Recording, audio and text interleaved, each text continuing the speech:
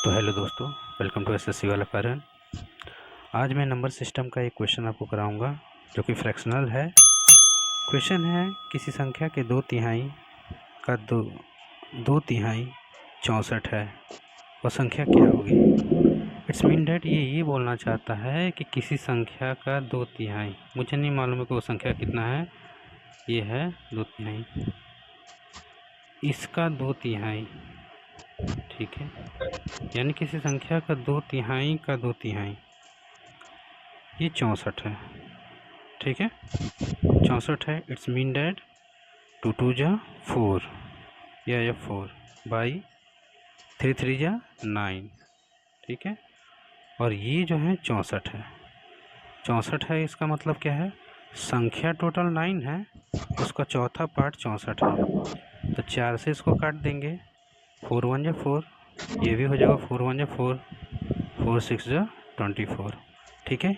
यानी एक जो है 16 के बराबर है, तो 9 किसके बराबर होगा, तो 9 किसके बराबर होगा, यानी कि 9 इंटू 16, ये कितने के बराबर होगा, 9 6 2 144, ये हमारा आंसर है। एक बार आप इसको देख लीजिए, मैं सिंपल समझा रहा हूँ, दोबारा समझा रहा हूँ। एक संख्या का 2/3 यानी 2/3, उसी संख्या का 2/3 का 64 है, यानी इसका 2 उस संख्या का 2/3 और फिर उसका 2/3 जो है 64 है। तो 2/3 2/3 2 2 जो 4 हो जाएगा, 3 3 जो 9 हो जाएगा, यानी कि 4/9। संख्या टोटल 9 है, संख्या टोटल 9 है, और उसका चौथा पार्ट जो है 64 के बराबर है।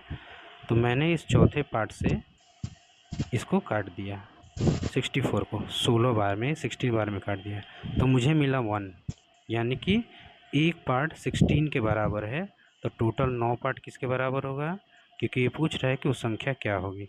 तो टोटल 9 पार्ट, ठीक है, 9 में 16 से मल्टीप्लाई करके 44 आ गया, and that is our answer. I hope आपको समझ में आया होगा।